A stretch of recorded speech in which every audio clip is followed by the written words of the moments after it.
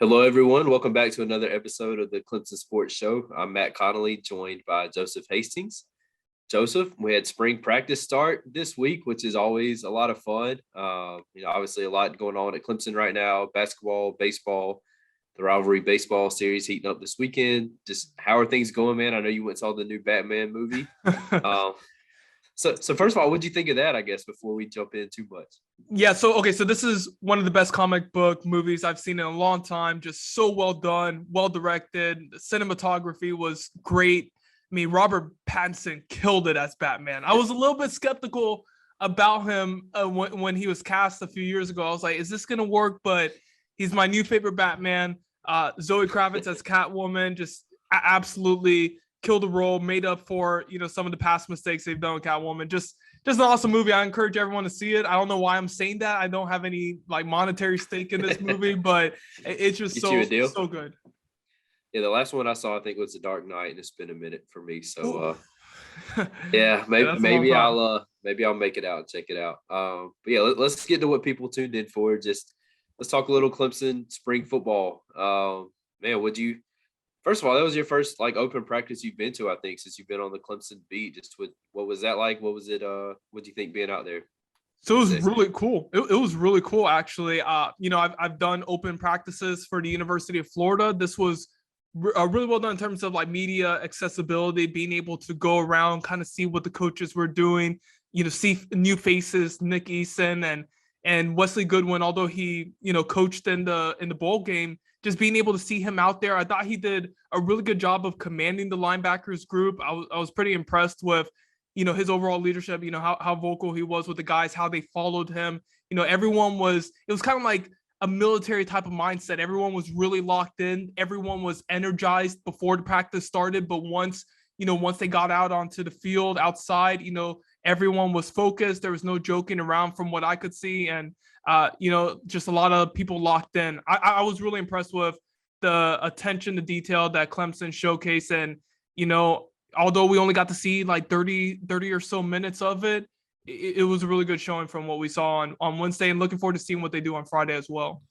Yeah. And I'll point out that, I think that's really not, I mean, I shouldn't say, I guess nice is okay to say, but it's just cool that Clemson lets us go out there and do that. And I know that Clemson's not the only school that does that, but they're pretty good to us. I remember last year, we hadn't been around for a while because of COVID, and we'd mostly been on Zoom and hadn't gotten to go out to practices and stuff. And so going into the season last year, when things were pretty calm COVID wise and stuff, Dabo said, hey, y'all can come out and just watch the entire practices, which was awesome. So we didn't get to do that Wednesday, but we still did get to see a good bit.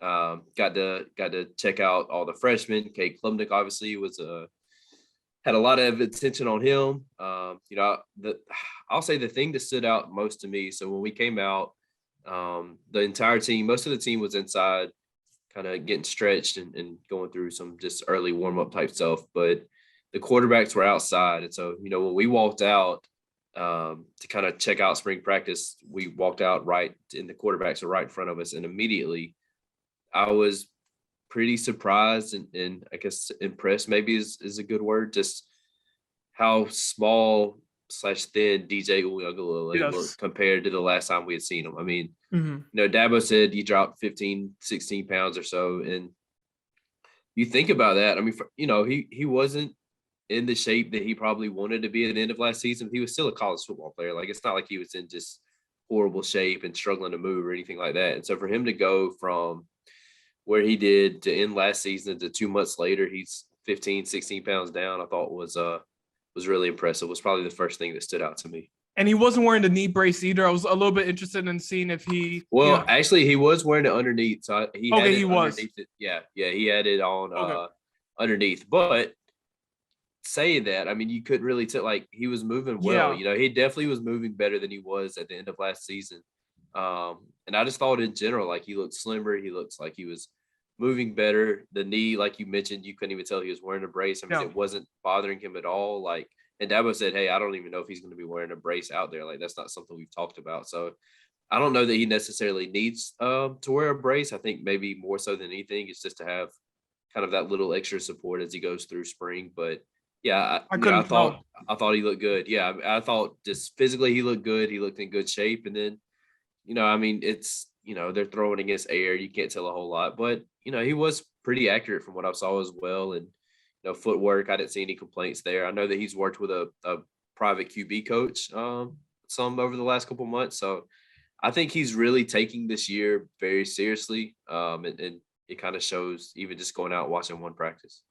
Look, Matt, all of the success that Clemson's hoping to have in 2022, bouncing back from that 2021 season, it really all kind of depends on DJ. And that's not to say that he was responsible for all the issues, they dealt with. And, this last season, there were offensive line issues going in and out. They're still kind of dealing with, some problems in the interior of the offensive line. Mason Trotter being out for most of the 2022 season, and then Hunter Rayburn having to, unfortunately, have his football career ended. So, the offensive line was an issue last year. Injuries overall, especially to the wide receiver group, was an issue. The offense didn't really seem innovative to kind of adjust to those problems that Clemson was having. But DJ did struggle. Look, you can't have more interceptions than touchdowns. You can't be as inaccurate, lacking in great footwork that he showcased last season. But he seems to have kind of corrected some of those issues. And we saw a couple weeks ago, there was a video coming out with him working with the private quarterback trainer, working on his footwork. And it seemed like he looked a little bit lighter, looked a little bit more confident. And you could kind of see that on Wednesday during the first practice. I'm really interested in seeing how he builds upon that, how much trust he continues to have in his knee when he's moving, because they did do some drills where like they handed off to the running back and he would take off to the left.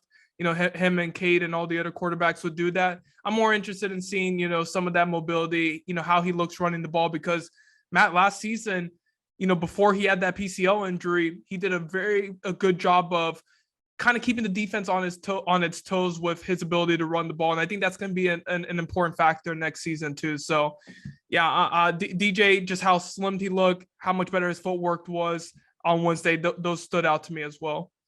Yeah, for sure. And, I thought Dabo, and I wrote about it at clemsonsports.com today, I thought Dabo put it pretty well in that, our offense wasn't good last year, and it starts with DJ. But there were a lot of other issues that they had to, and you touched on some of them there. And, some of them they still need to get corrected, I think, going into next season. I mean, they need to get the running backs healthy. Like Will Shipley and Kobe Pace are both out this spring. Dabo expects them to be full go come the summer and be good to go. But, that's going to be an adjustment. And I think it would be good for him to have, some of that continuity if they were able to practice this spring and kind of try to build that up going into next season. EJ Williams at receiver is out. And that was the one guy Dabo said that, man, that's like the one person that Dabo said, hey, if, we all these guys are going to be fine. They're all going to be ready to go in the summer. But if we could have one guy going through the spring, it would be EJ. And I think that's just because trying to build that rapport with DJ. I think DJ needs to build it with all of his receivers. But EJ is a guy they're going to be counting on this year. Didn't have the season he wanted to last year. So, yeah, I mean, we'll see. I mean, they got a lot of guys out. You mentioned Mason Trotters is going to miss most of the season. Hunter Rayburn's done. They're having to switch up the offensive line some with Will Putnam moving over to center and Mitchell Mays sliding in at right guard. So that'll be interesting to see kind of how all of that plays out.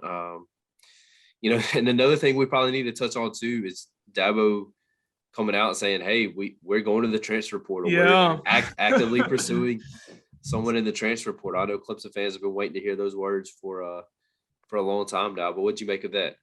Yeah, so I really wanted to bring that one up because it's going to be interesting. I looked through the transfer portal on threes. Matt Zenitz has a transfer portal tracker. He's always up to date with that. So I encourage you all to give him a follow to see which guys are entering the portal, which guys are committing to teams. But, looking through the transfer portal tracker and, some guys that Clemson could take a look at, there's just not a lot of options right now. Victor Oluwatimi, who eventually ended up going to Michigan, was their best shot. They offered him. They were, highly in the mix for his services. That guy, he's one of those guys that just would have resolved a lot of issues. He was a finalist for the Remington Trophy, which is awarded to the best center in the country last season, from Virginia. So he's used to playing in the ACC. That was kind of the fit that Clemson was looking for in Dabo particular, because, he wants an instant impact player. He wants somebody who's going to come in and it makes sense with, the losses of Rayburn and Putnam, that he wants a guy who can come in and contribute immediately and help the team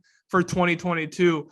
It's going to be hard to find that guy right now. Maybe after spring practice, if a talented guy can't make the cut somewhere and he decides to transfer out of there, could Clemson, kind of steal someone from one of those programs? It remains to be seen. But look, the interior of the offensive line, it's going to be the biggest storyline, or at least one of the biggest storylines for Clemson this season. If that doesn't hold up, DJ's not going to have time in the pocket. The running backs aren't going to be able to have open lanes. I mean, Matt, what was the best game last season?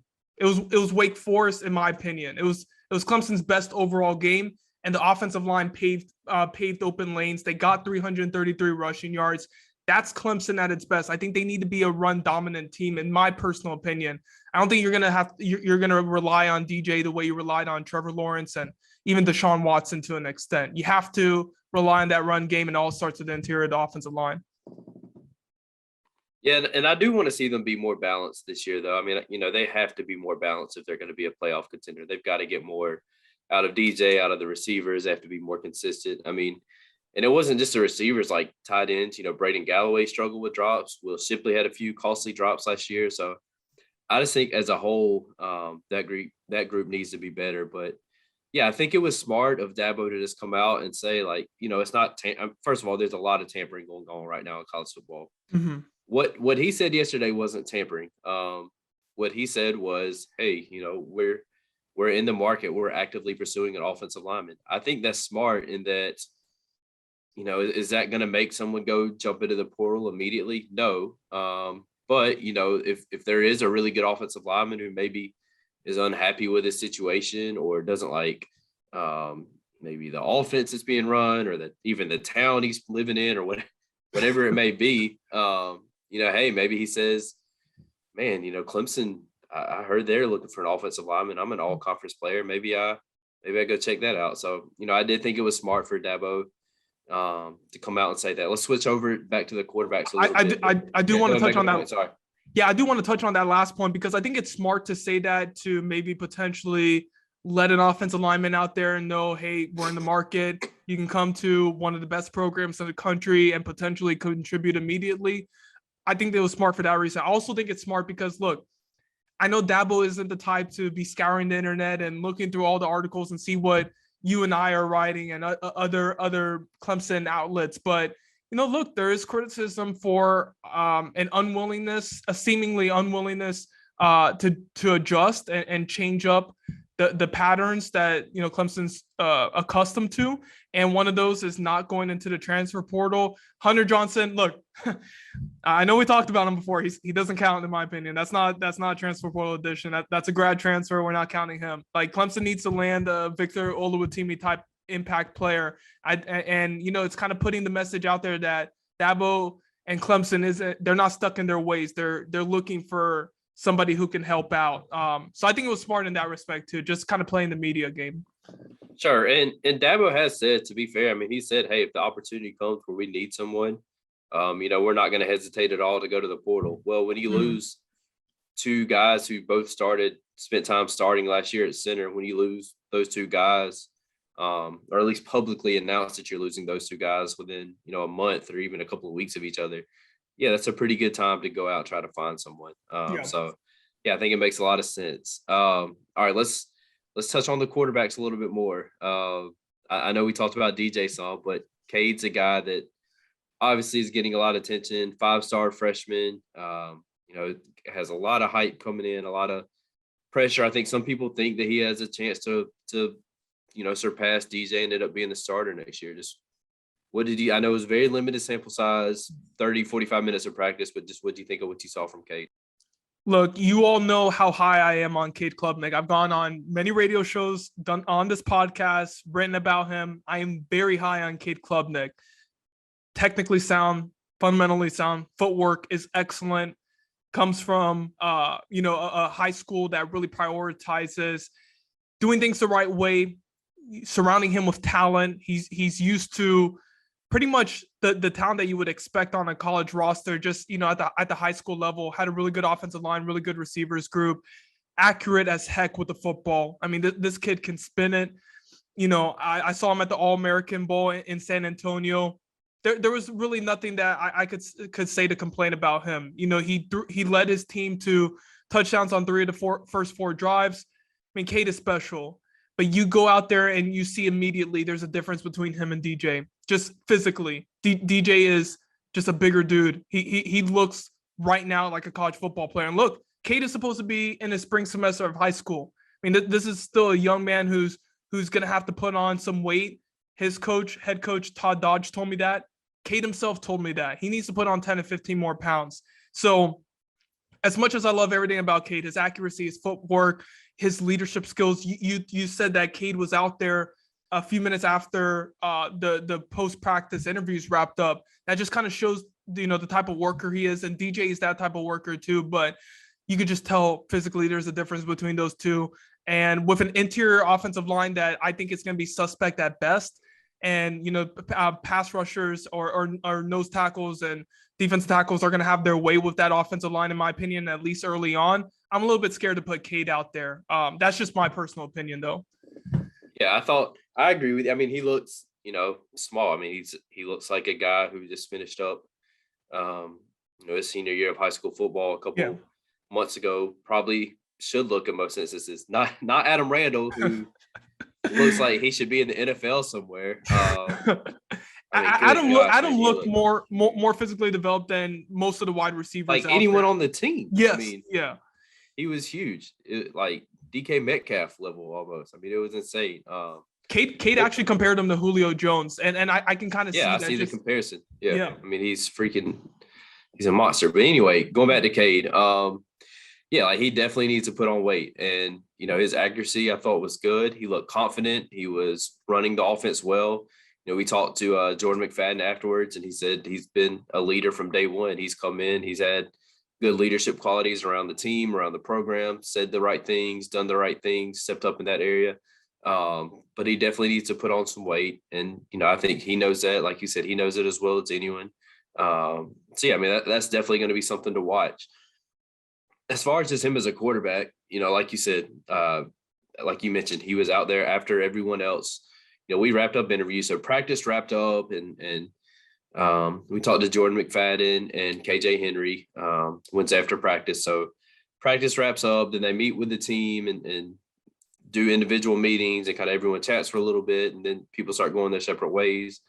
And as people start going their separate ways is when KJ and Jordan McFadden came over and started talking with us. So they talked to us for probably 15, 20 minutes, and then they left. And when we left, there was one person still out on the field, and it was Kade Klubnik, who was still throwing, which is what you want to see from your freshman quarterback, and it's not a surprise at all based on everything I had heard, even from you and talking with other people about him. But that's definitely what you want to see from him from a leadership standpoint, and, just a desire to get better. So that was definitely good. But yeah, I agree with you. Definitely needs to add some weight. Other freshmen, I know you watched Toriano Pride some.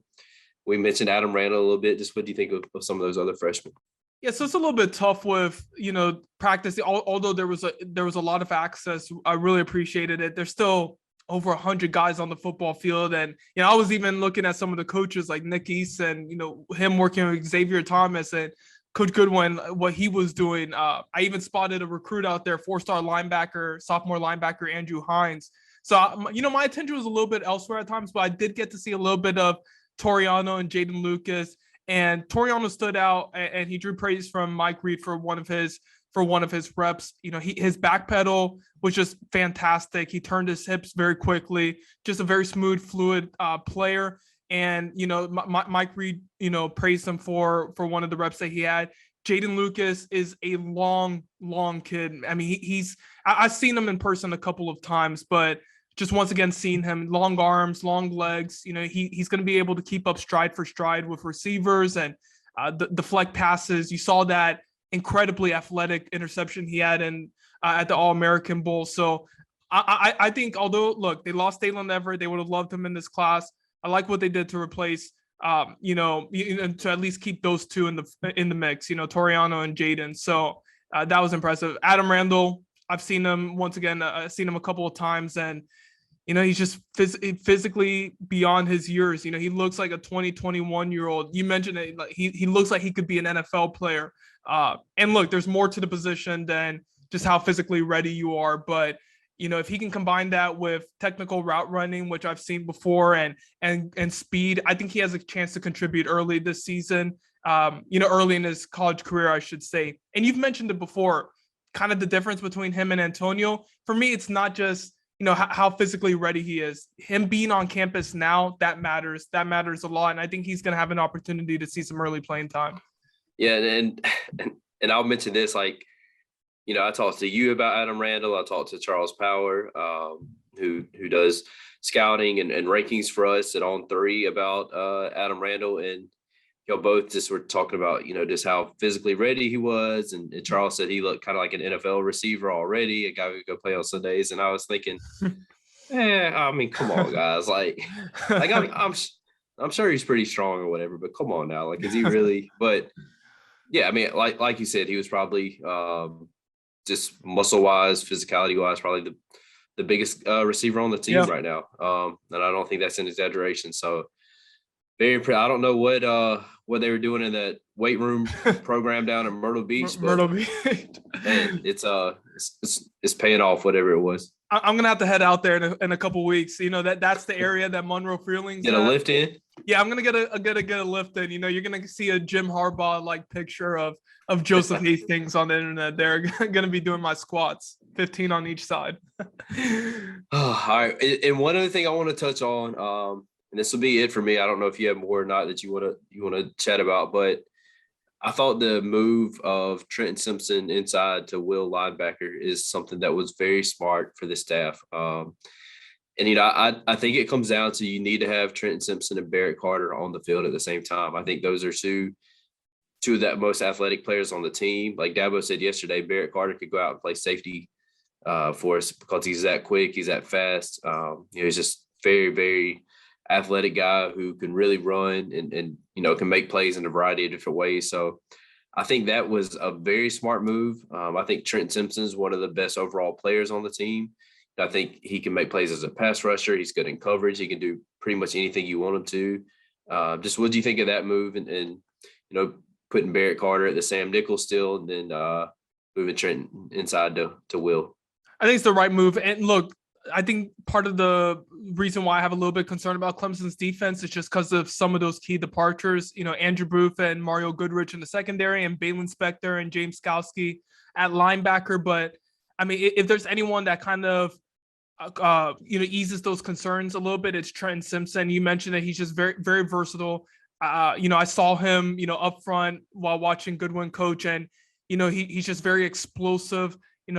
Sheds blocks, really easy, has really good hand movement as well. So I think he can be used in different spots, like you said, and having Barrett Carter there, he's kind of like a thumper in my opinion. He's just a big dude, and he's going to come crashing down and contribute in the run game. So, I'm really interested in seeing how the linebackers group and the cornerbacks group looks this season because of those key losses. And, Wesley Goodwin has drawn a lot of praise from former staff members, former players for how he can kind of read defenses, his mind, how brilliant he is, and he's going to put those guys in the right position. So whatever decisions they make, I'm going to trust in it for now. So yeah, I think it's just a very athletic group of linebackers. It is, and that's we didn't even talk about Jeremiah Trotter Jr., who's a young guy who didn't play a ton last year, but Dabo said is, as good a linebacker as they've signed at Clemson, which is pretty high praise when you think about the guys that they've signed. So that'll be something for sure that we'll continue to watch the rest of the spring. Like you mentioned, open practice Friday as well, Friday evening. Excited to go out for that. We'll have interviews after practice, a lot coming. Encourage y'all to tune in to ClemsonSports.com. Obviously, Joseph is going to be crushing it with recruiting like he always does, has some great pieces. We have a great deal going on right now. You get 4 months of access to ClemsonSports.com for $10, which you can't beat that. So encourage y'all to check it out. Joseph, you have anything else you want to add before we wrap up?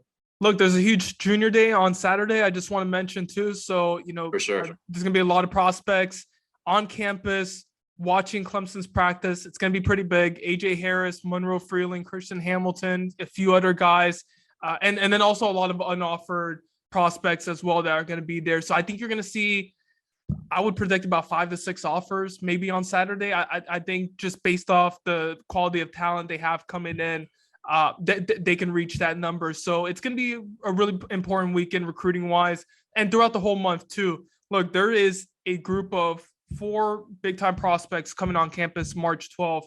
And there's actually more than that, but I'm focusing in particular on some guys from 7-on-7 that I spoke with recently: DeBron Gatling, Mazeo Bennett, KJ Bolden, Joseph Stone, and then also in-state offensive lineman Cam Pringle. They're going to be on campus March 12th, all of them. So look, we're looking ahead to the future now as much as we are looking at the present. So there's a lot of recruiting stuff, a lot of team stuff. I'm actually going to be in LA on that Saturday, covering a camp for the Under Armour camp on Sunday for On3 nationally. So I'm not going to be able to be there for the junior day on March 5th, but Matt's going to be there, have a bunch of coverage. We'll be interviewing prospects afterwards. So be sure to be on the lookout at clemsonsports.com for more content. Yes, sir. Well, appreciate y'all joining us for another episode. Take advantage of this deal we've got going on, and we'll be back soon. Take care, everyone.